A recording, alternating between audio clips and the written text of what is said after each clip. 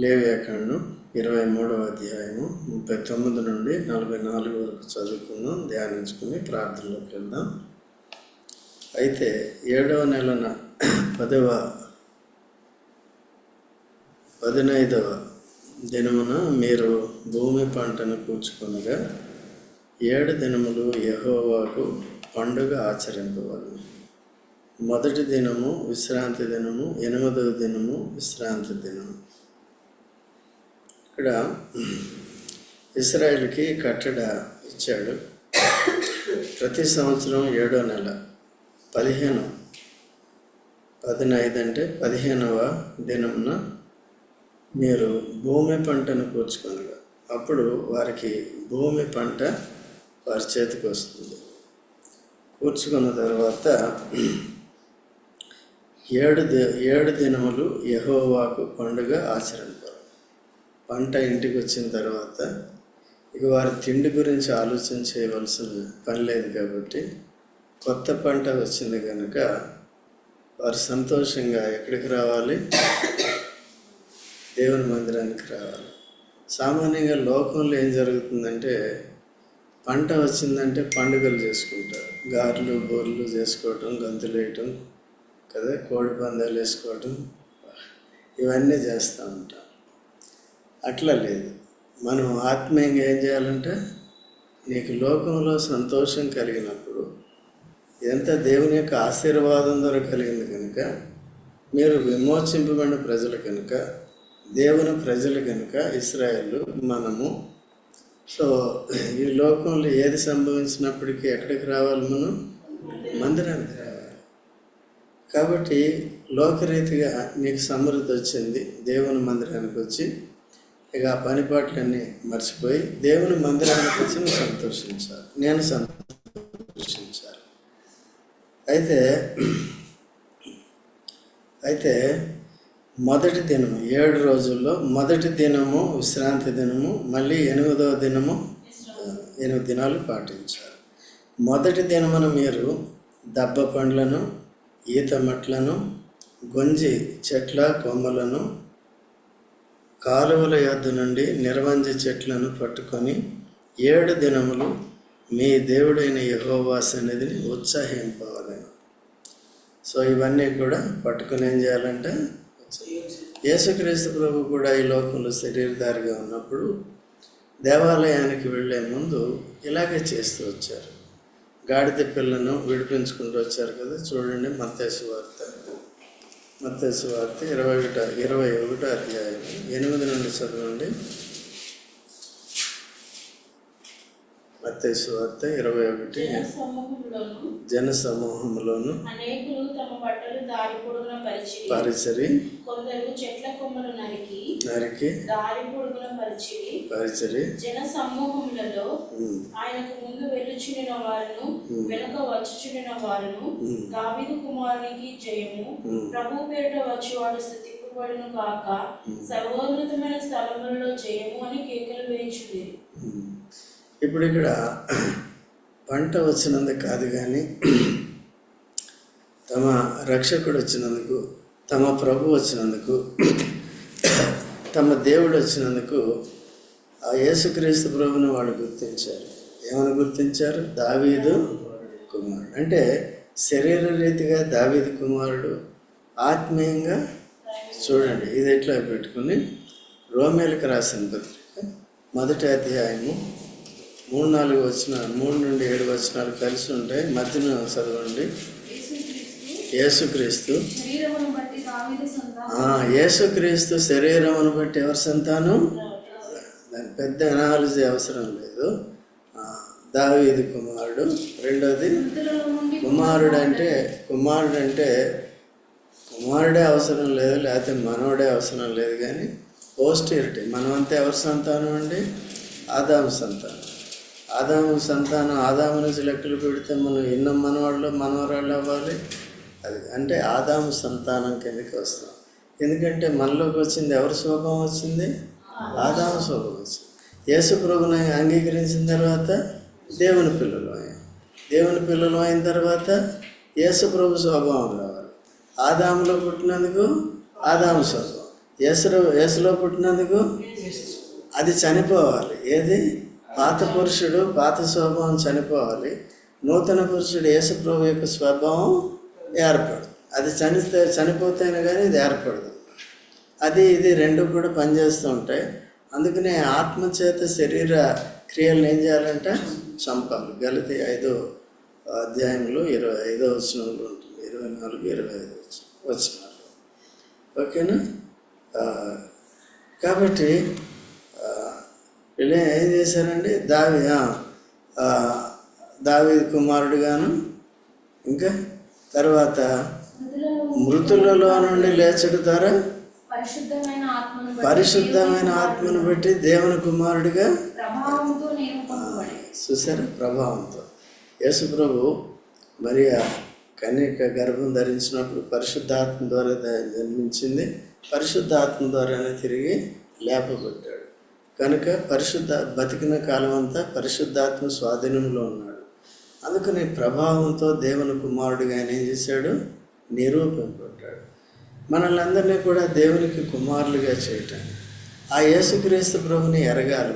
ఇప్పుడు పంట వచ్చినందుకు కాదు, లేకపోతే నీకు ఈ లోకంలో వచ్చిన వాటిని బట్టి సంతోషించేది కాదు. ఎవరిని బట్టి సంతోషించాలి? ఇప్పుడు యేసు ప్రభుని బట్టి సంతోషిస్తే నీకు ఏమొస్తుంది? నాకేమొస్తుంది?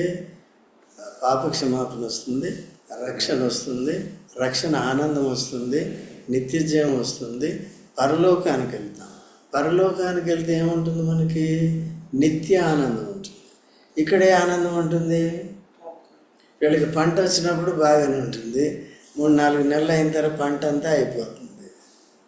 అయిపోయిన తర్వాత మళ్ళీ ఎప్పుడు వస్తుందో పంట, అప్పటి వరకు ఉండదన్నమాట.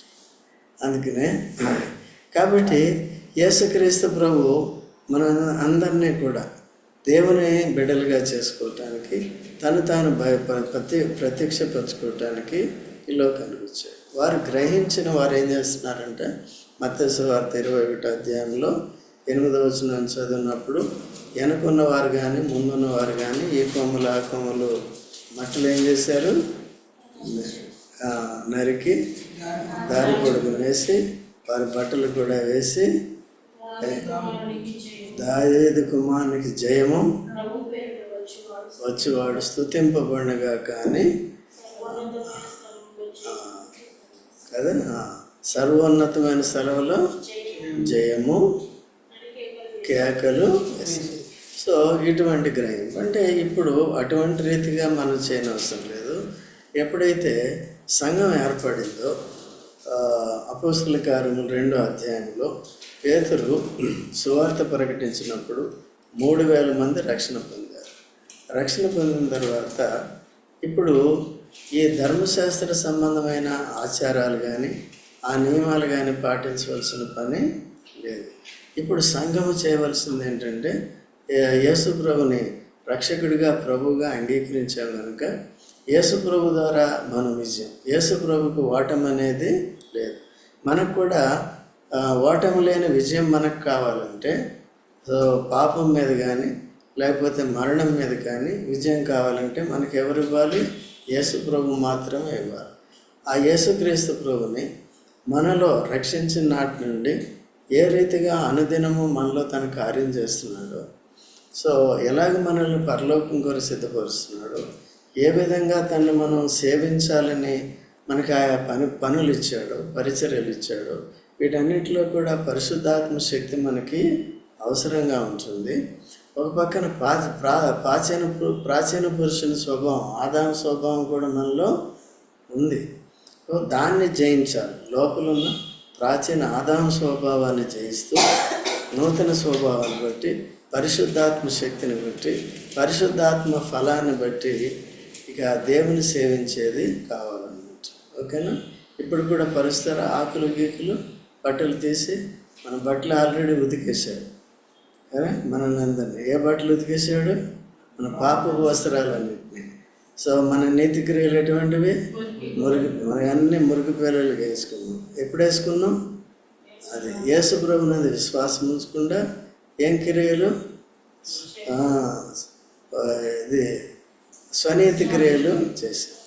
కదా, అవన్నీ కూడా ఎండిపోయిన ఆకులతో సమానం అన్నమాట. తప్పిపోయిన కుమారుడు కూడా లోకంలోకి వెళ్ళి తిరిగి వచ్చేటప్పుడు ఏ బట్టలు ఉన్నాయి? మురికి పేరికలు ఉన్నాయి. కాబట్టి ఏం చేశాడు? ఆ వస్త్రాలు తీయించి తర్వాత తనకేం చేశాడు? ప్రశస్త వస్త్రాన్ని త్వరగా అది ఇంటికి తిరిగి వచ్చిన వెంటనే, పాపాలు ఒప్పుకున్న వెంటనే, త్వరగా మనకు కూడా యేసు ప్రభువుని అంగీకరించిన వెంటనే ఏమొచ్చింది? పాప క్షమాపణ, రక్షణ వస్త్రం వచ్చింది, నీతి వస్త్రం వచ్చింది, ఉల్లాస వస్త్రం వచ్చింది, పెండ్లి వస్త్రం వచ్చింది కదా, ఇన్ని వచ్చేసినాయి. ఇవన్నీ యేసు ప్రభువే. కాబట్టి మనం ఇప్పుడు ఆత్మలో ఆనందించాలి, చిన్న రక్షణ బట్టి ఆనందించాలి, శాశ్వతమైన ఆశీర్వాదాలను బట్టి ఆనందించాలి. కాబట్టి అనుదినము కూడా దేవునికి ఇవ్వాల్సిన సమయం ఇవ్వాలి, మన ఆత్మ క్షేమం కొరకే ఇవ్వాలి కదండి. ఎప్పుడు కూడా దేవుడు తన దగ్గరికి మనం రావాలని, తన వాక్యం నేర్చుకోవాలని, సత్యాన్ని సరిగా గ్రహించాలని, కృపా సత్యంలో మనం నిలిచిండి నడుచుకోవాలని దేవుడు కోరుకుంటున్నాడు. కాబట్టి అటువంటి గ్రహింపు మనకు కూడా ఉండాలి. వాళ్ళు ఏం చేశారు? ఆ విధంగా చేసిన తర్వాత ఎక్కడికి వెళ్ళాడు? దేవాలయానికి వెళ్ళాడు. దేవాలయం ఎట్లా ఉందండి? వ్యాపార సంస్థగా ఉంది. వాళ్ళు ఏం చేస్తున్నారు? ఈ బలుల్ని ఆధారం చేసుకుని గొర్రె మేకల్ని ఏం చేస్తున్నారండి? అంతా లోపల పెట్టేశారు. సంత అంతా లోపల పెట్టేశారు. సో అది దేవునికి ఇష్టమైన క్రియ కాదు. కాబట్టి నేటి దినాల్లో కూడా మనం చాలా జాగ్రత్తగా ఉండాలి. కాబట్టి మనం దేవుని ఏం చేయాలి? స్తుతించాలి. తర్వాత మన ఉండే సహవాసాలు లేక స్థానిక సంఘాలు వ్యాపార సంస్థల్లాగా ఉండకూడదు, పరిశుద్ధాత్మను దుఃఖపెట్టేటట్టుగా ఉండకూడదు. యేసుక్రీస్తు ప్రభు ఇద్దరు ముగ్గురు కూడి ఉంటే ఆయన పేరట ఎవరుంటారు?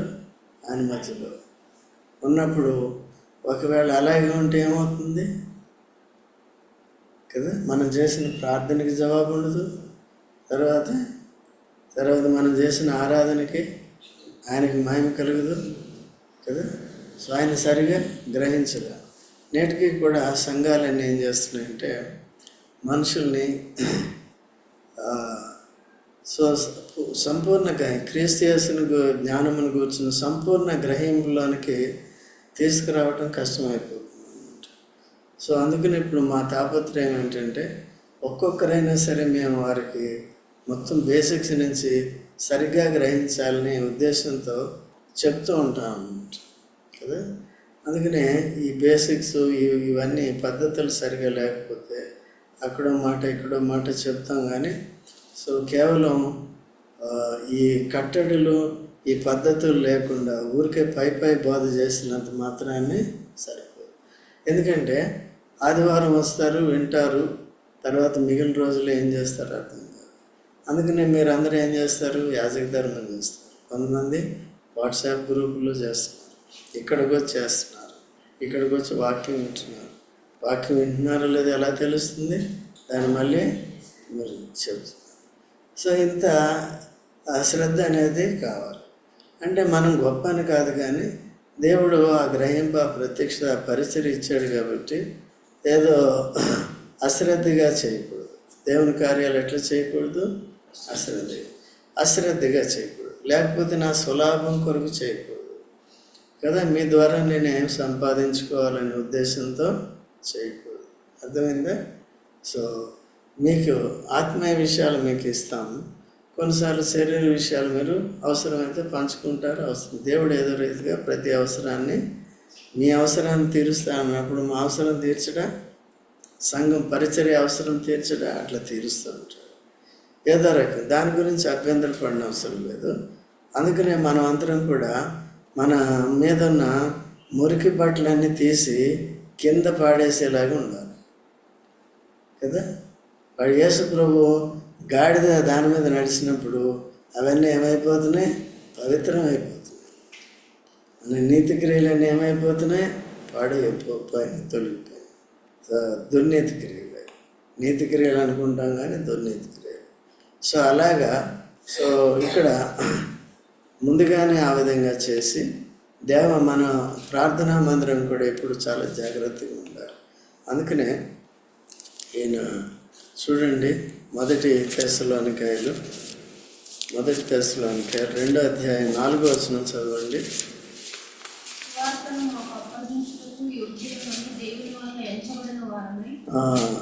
ఎంచబడిన వారమే మనుషులను సంతోషపెట్టు వారము కాక మన హృదయంలోని పరీక్షించు దేవులనే సంతోషపెట్టు వారమే బోధించుచున్నాము. ఎవరిని సంతోషపెట్టాలండి? నా బోధ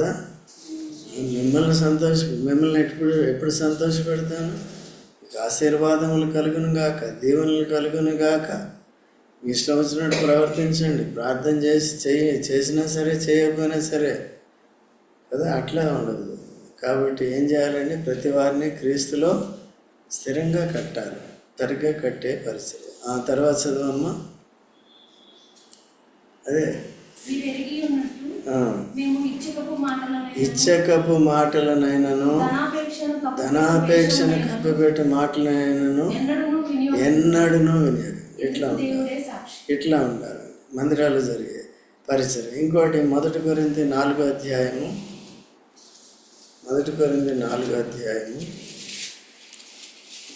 1 వచనం చదవమ్మా. మొదటి 2 వచనాలు. ఇలాగున ఎవరండి సంఘాన్ని నడిపించేవారు? కాపర్లు ఎవరు? క్రీస్తు సేవకులు అంటే ఎవరు? క్రీస్తు సేవకులమనియు దేవుని మర్మముల విషయంలో గృహ నిర్వాహకులమనియు. అది ఎవరండి దేవునికి సేవకులు అంటే? దేవుని మర్మముల విషయంలో గృహం. లేఖనాల్లో ఉన్న సత్యాన్ని సరిగ్గా ఎరగాలి. మర్మమై ఉన్న లేఖనాలు గూఢమైన సంగతుల్ని ఎరగాలి. ఇర్మియా తీర్కండి, అది అట్లా ఉంచాము. ఇర్మియా 33:3 ఏముంది? నాకు మొరపెట్టుము, ఉత్తరం ఇచ్చేదను, నీవు గ్రహింపలేని గూఢమైన సంగతులను అది రావు. అలాగా వీరికి ప్రత్యక్షత అనేది కావాలి. లేనిపోయిన ఆశలు ఇవన్నీ పెట్టుకోకూడదు, వారిని మభ్య పెట్టకూడదు, నేర్పించాలి. అందరికీ స్వేచ్ఛ ఉంది. సో కాబట్టి ఎవరైతే విధేయత చూపిస్తారో వాక్యాన్ని, దేవుడు చెప్పిన మాటలకి, వారిని దేవుడు అన్ని రీతిలుగా కూడా చేస్తారు. లేదు, కొంతమంది సంకుచితంగా ఉంటారు కొన్ని విషయాల్లో, వచ్చే విషయంలో కానీ, పోయే విషయంలో కానీ, ఏ విషయంలో కానీ. అప్పుడు దాన్ని బట్టి వారికి ప్రతిఫలం ఉంటుంది. ఓకేనా? అందుకని మేము చెప్పేది ఏం చేస్తాం? చెప్తానంటాం. కాబట్టి సేవకులు అంటే ఎవరు చెప్పండి? సేవకులు అంటే, నేను మళ్ళీ బైబిల్ చూస్తున్నాను. సేవకులు అంటే ఎవరు? గృహ నిర్వాహకులు, కాపాడాలి. అందుకనే కాపరి యొక్క పరిచయం ఏంటి? కాయాలి, నేర్పాలి. సో కాబట్టి ఈ విషయాలన్నీ మీరు సరిగా గ్రహించలేదనుకోండి, ఎటంటే అటు వెళ్ళిపోతూ ఉంటారు. కొంతమంది ఎటంటే అటు వెళ్ళిపోతారు. ఇక్కడికి వస్తారు, కొంతమంది వస్తారు, కానీ వారు కూడా సరిగా నేర్చుకోవాలి, స్థిరంగా ఉండాలని. కొంతమందికి ఆశ లేదు. భార్య సరిగ్గా గ్రహింపులు ఉంటే భర్తను బాగు చేద్దామని అది లేదు. కొంతమందికి భర్తకు ఉంటే భార్యను చేద్దామని లేదు. ఇక్కడ ఉన్న వారి గురించి నేను చెప్పట్లేదని కామన్గా చెప్తాను. అట్లా ఇప్పుడే కాదు, ఎప్పుడు ప్రతి చోట కూడా అలా జరుగుతూ ఉంటుంది. అట్లా నిర్లక్ష్యం చేయకుండా ప్రతి వారు కూడా లేఖనాలను సరిగ్గా ఎరగాలి. మర్మమైన క్రీస్తు లేకపోతే గూఢమైన సంగతులన్నీ కూడా వాక్యంలో నుండి దినదినము మనం నేర్చుకోవాలి. అది ఈనాడు ఇవన్నీ వచ్చినాయి అనుకోండి. సో ఏదది ఈ కంప్యూటర్ ఇవన్నీ ఉన్నాయి కదా, దాంట్లో కొడితే వస్తున్నాయి అనుకోండి. బట్ అవన్నీ కరెక్ట్ కాదో కూడా ఏం చేయాలి? చూసుకోవాలి. తర్వాత బెరియా సంఘస్థులు ఏం చేశారు? అపోస్తలుడు పౌలు చెప్పింది సైతం సరిగా ఉందో లేదో కూడా చూసుకోవాలి. అట్లా జాగ్రత్తగా చూసుకోవాలి. గుడ్డుగా నమ్మి వెళ్ళిపోకూడదు. అందుకనే మీకు చెప్తాను, ప్రశ్నించవచ్చు. ఓకేనా? ప్రశ్నించాలి. అంటే ఏదో డిస్టర్బ్ చేయడానికి అని కాదు, కానీ తెలియని డౌట్స్ అన్నీ కూడా తెలుసుకోవాలి. అట్లా జాగ్రత్తగా మనం చూసుకునేది నేర్చుకోవాలి. సో కనుక కనుక ఆ విధంగా వచ్చింది. మళ్ళీ ఇటు రండి ఒకసారి, ఇప్పుడు చదవండి. ఇప్పుడు అట్లు 41వ వచనంలో, అట్లు మీరు ఏటేటా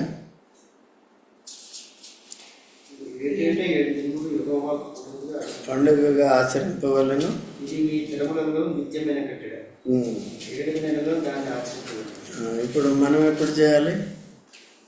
ప్రతి ఆదివారమున సమాజంగా కూట మానవద్దు. సో మిగిలిన రోజులు ఏం చేయాలి? మిగిలిన రోజులు కూడా దేవునికి ఇవ్వాల్సిన నియామక కూటములకు దూరంగా ఉండొద్దు. చేయవలసిన ప్రార్థన చేయాలి. తర్వాత మేము చెప్తాము, ఆ విషయాలు మీరు చేయాలి. లేనిపోని వాటి కొరకు చేయకూడదు. పరిచయం కొరకు చేయాలి. మీకున్న సమస్యల కొరకు చేయాలి. ఎందుకు చేయాలి? మీ సమస్యల కొరకు మీరు వాటిని అధిగమించి దేవుని సన్నిధికి వస్తారు, దేవుని సేవ చేస్తారు. అంతేకాదు మేలు పొంది వెళ్ళిపోతారని 10 మంది కుష్ఠరోగులను బాగు చేస్తే ఒక ఆయన వచ్చాడు, మిగిలిన 9 మంది ఏమయ్యారు? ఆ పరిచర్య కాదన్నమాట. అదే వాళ్ళు సహవాసాన్ని స్థిరపరచుకోలేదు యేసు ప్రభుత్వం. ఏదో ఒకసారి నమ్మి సహవాసానికి రానంటే సహవాసం లేదు. ప్రభువైన యేసుక్రీస్తు సహవాసంలోనికి మనల్ని పిలిచాడు. ఆయనతో నిరంతర సహవాసం, అన్యోన్య సహవాసం, ఆయన దుఃఖపెట్టిన సహవాసం కావాలి. భార్య పిల్లలు కాదు, స్త్రీ పురుషులు ప్రార్థన పెళ్లి చేసుకున్నప్పుడు ఏం చేస్తారండి? మొదట్లో ఎంత అన్యోన్యంగా ఉంటారు. ఒకళ్ళిద్దరు పుట్టిన తర్వాత ఇక తల్లికి పిల్లల మీద వచ్చేస్తుంది, భర్తను కొద్దిగా పక్కన పెడతారు. కరెక్టేనమ్మా? తల్లికి పిల్ల అంతేనా? జయకరన్నా? పిల్లల మీద వచ్చేస్తుంది, భర్తను పక్కన పెడతారు. చాలా కాబట్టి ఇక భర్తకి తప్పదు, బయట పనులు ఇవన్నీ చేసుకొని సంపాదించాలి. ఈ దినాల్లో ఇద్దరు పని చేస్తున్నారు అనుకోండి, ఎవరి బాధ్యతలు వాళ్ళకు ఉన్నాయి. అందుకని ఏంటంటే చాలా జాగ్రత్తగా అన్యోన్యంగా ఉండాలి భార్యాభర్తలు. తర్వాత ప్రభుత్వం కూడా అన్యోన్యత. అయితే చాలా వరకు ఏంది, భార్యాభర్తలు అన్యోన్యంగా ఉంటున్నారు కానీ ప్రభుత్వం అన్యోన్యంగా ఉండట్లేదు. 1 యోహాను 1వ అధ్యాయంలోనే తీయనవసరం లేదు, చదవండి. 5వ వచనం 6వ వచనం. ఆయన వలన విని ఏమనగా దేవుడు వెలుగై ఉన్నాడు, లేదు ఆయనతో కూడా సహవాసం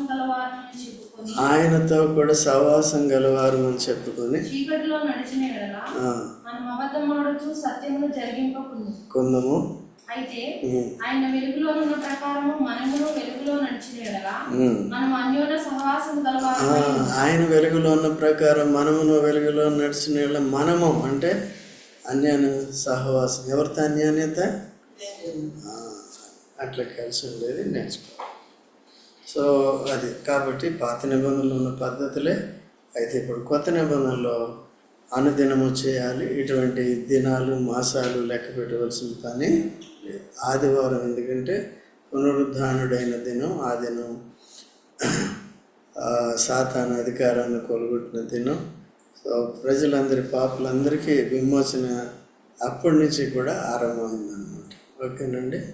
సో కాబట్టి ఆ రీతిగా ఆదివారం నాడు అపోస్తలులు అది ఆరంభించారు కనుక అది ప్రభు దినం అంటారు కనుక ఆ దినాన్ని మనం కూడి ఆరాధన చేస్తాం. మిగిలిన దినాలన్నింటిలో కూడా మనం ప్రార్థన కానీ, బైబిల్ పఠనాలు కానీ,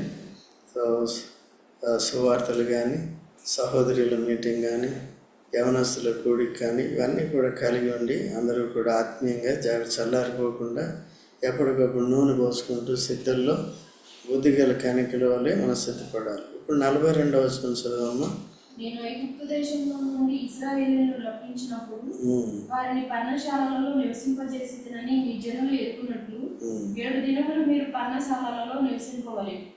ఇశ్రాయేలులో పుట్టిన వారందరూ పర్ణశాలలలో నివసింపవలెను. అప్పుడు ధర్మశాస్త్ర సమయంలో ఎందుకు అలా చేయమంటున్నాడంటే, ఇక్కడ వారు మర్చిపోకున్నట్లు నేను ఐగుప్తు దేశంలో నుండి ఇశ్రాయేలును రప్పించినప్పుడు వారిని పర్ణశాలలలో నివసింప చేసిదనని మీ జనులు ఎరుగునట్లు 7 దినములు పర్ణశాలల్లో నివసించు. 7 దినాలు ఏం చేయాలి? ఈ దినాల్లో పండుగ అంటే అర్థం ఏంటి? ఇప్పుడు మంచి విలాసవంతమైన ఇళ్ళు వదిలేసి, మంచి మటన్ చికెన్లు అవన్నీ వదిలేసి ఎక్కడ రావాలి? ఇప్పుడు బయట గుడిసెలు వేసుకోవాలి. ఇశ్రాయేలు పితరులు ఐగుప్తు నుంచి వచ్చిన వాళ్ళు అరణ్యంలో వేసుకోలేదా? తర్వాత యాకోబు కూడా సుక్కోతులో అది వేసుకోలేదా? పాకలు వేసుకోలేదా? ట్యాబర్నాకిల్. సో కాబట్టి దానికి మనకు కూడా తాత్కాలికంగా రక్షించినప్పటికీ కూడా మనకి ఈ శరీరం ఇంకా తాత్కాలికమైన గుడారంలోనే మన ఆత్మ నివాసం చేస్తుంది. ఈ ఆత్మ శరీరాన్ని విడిచిపెట్టిన తర్వాత యేసుక్రీస్తు ప్రభు రెండోసారి వచ్చినప్పుడు ఈ దేహానికి బదులు మహిమ దేహాన్ని, అక్షయ దేహాన్ని, శాశ్వత దేహాన్ని ఇస్తాడు. అప్పటి వరకు మనం ఏమని గుర్తు చేసుకోవాలి? రక్షణ పొందాము, కానీ తాత్కాలికమైన దేహంలో. సో మనకే దేహం ఇవ్వబోతున్నాడు? మహిమ. ఎట్లా చెప్తాం? యేసు ప్రభు తిరిగి లేచినప్పుడు ఏ దేహంతో లేచినాడో అటువంటి దేహాన్ని మనకి అది సెలెస్టియల్ బాడీ, పరలోక సంబంధమైన బాడీ, శరీరం. భూమి మీద ఉన్నప్పుడు భూ సంబంధమైన శరీరం. ఈ లోకాన్ని వదిలేసిన తర్వాత పరలోకపు దేహాన్ని ఇస్తాడు. కాబట్టి అందుకనే రక్త మాంసములు పరలోకమును స్వతంత్రించుకొని నేరవు అంటారు. పరలోకాన్ని స్వతంత్రించు.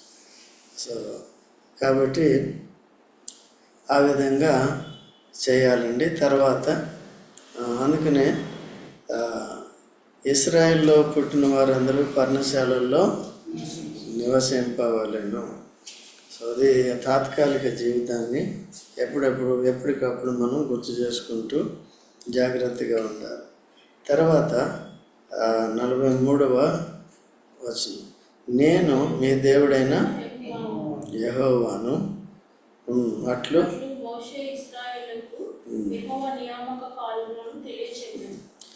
నేను మీ దేవుడైన యెహోవా అంటే నేను దేవుడిని కనుక నేను చెప్పినట్టు చెయ్యాలి. నేను చేయకపోతే నన్ను దేవుడిగా నిరాకరిస్తున్నట్టుగా గుర్తు కదా. మనం కూడా అంతే చేయాలి. మీరందరూ మంచిగా క్రమంగా అన్ని మీటింగ్లకు వస్తున్నారు, వాక్యం నేర్చుకుంటున్నారు. సో మంచిది, అదే కంటిన్యూ చేయాలి. సో మనం అట్లా విధేయత చూపించినప్పుడే, దేవుని సన్నిధికి వచ్చి కనపరిచినప్పుడే, వాక్యాన్ని సరిగా నేర్చుకున్నప్పుడే, ఆ ప్రకారం మనసు మారుతూ రూపాంతరం చెందుతున్నప్పుడే, యాజకత్వం సరిగా చేస్తున్నప్పుడే, మన మధ్యలో మనం కూడి వచ్చినప్పుడు యేసు ప్రభుకి ఎటువంటి ఇబ్బంది లేకుండా ఉండటానికి ఇవ్వాలి. అక్కడ పరిచర్య చేసేవారు, కానీ మిగిలిన సంఘం అంతా కూడా ఏం చేయాలండి? అందుకని ఇప్పుడు మీరు ఏదైనా సాక్ష్యాలు చెప్పినప్పుడు నన్ను పొగడమని చెప్పను, పొగడొద్దు కదా. మీరు పొగిడితే ఏం చేస్తారు? ఎక్కువనే చెప్తారు, తక్కువనే చేస్తారు. అప్పుడు పౌలు అంటాడా లేదా? అందుకని ఎవరు పొగడాలి? సంఘం. సేవకులు కూడా ఎక్కడుంటారు? శరీరంలో ఉంటారు. సంఘానికి శిరస్సు ఎవరు? అందుకని ఇప్పుడు మనం పరిచర్య మీరందరూ నాకు చెప్తారు, నేను ప్రార్థన చేసి మళ్ళీ మీకు చెప్తాను. మీరందరూ మనం అందరం కలిసి చేసాం, రిజల్ట్ వచ్చిన తర్వాత ఏం చేయాలి? సంఘం ద్వారా వచ్చిందా, ఎవరు నా ద్వారా వచ్చిందా? ఇండివిజువల్గా. ఓకేనా? అది సంగతి. అట్లా ఈ విధంగా మనం సిద్ధపడాలి. అందుకనే సంఘంలో కాపర్లు కూడా చాలా జాగ్రత్తగా ఉండాలి. వారిని కూడా చెక్ చేయాలి. వాడు ఏం తింటున్నాడు, ఏం దోచుకున్నాడు, అది పక్కన పెట్టండి. ఓకే? కాబట్టి అది కాదు, కానీ ఏం చూడాలి? తన క్యారెక్టర్ కూడా ఎలాగుంది, తన పరిచర్య భారం ఎట్లా ఉంది, తన యథార్థత ఎట్లా ఉంది. మళ్ళీ ఒకసారి చూడమ్మా, 1 కొరింథీ 4వ అధ్యాయం 2వ వచనం. 1వ వచనం ఎందాక చదివా? 2వ వచనం. గృహ నిర్వాహకులు ప్రతివాడును ఆవశ్యకము. ప్రతివారు ఎలాగుండాలండి? చెప్పేది చెయ్యాలి, యథార్థంగా ఉండాలి. అర్థమవుతుందండి? సో ఇతరులకి ఎప్పుడు కూడా క్షేమాన్ని కలుగు చేసేవారు. చూడండి, యెహోషువాని దేవుడు పిలిచాడు. మోషే ప్లేస్లో పిలిచాడు. మోషే ఎటువంటి వాడు? మిక్కిలి, తన గృహంలో మిక్కిలి నమ్మకమైన వాడు. సాత్వికుడు ఓకే, మిక్కిలి నమ్మకమైన. ఆ సాత్వికం లాస్ట్లో ఎగిరిపోయింది కదా. ఎక్కడ మాట్లాడమంటే ఏం చేశాడు? ఆ బండతో కొట్ట. ఆ బండ ఎవరు? క్రీస్తుని ఏం చేశాడు? కొట్టేసి. ఒకసారి కొట్టమని ఉంది, ఒకసారి యేసుప్రభు వచ్చాడు, సిలువ వేయబడ్డాడు, మనందరి కొరకు కొట్టబడ్డాడు సిలువలో. మళ్ళీ పదే కొట్టకూడదు. ఆ సిలువ వేయబడిన క్రీస్తుని అంగీకరించిన తర్వాత మళ్ళీ సిలువ వేయకూడదు. ఎట్లా చేస్తాం? గొణుగులు సణుగులు వచ్చిన తర్వాత ఇవన్నీ వస్తే ఆ విధంగా చేస్తూ ఉంటాం కదా. అయితే అటువంటి నమ్మకమైన వాడిని మళ్ళీ ఎవరిని తెలుసుకున్నాడు? యెహోషువని తెలుసుకున్నాడు. యెహోషువ ఏ విషయంలో నమ్మకమైన వాడు చెప్పండి చూద్దాం.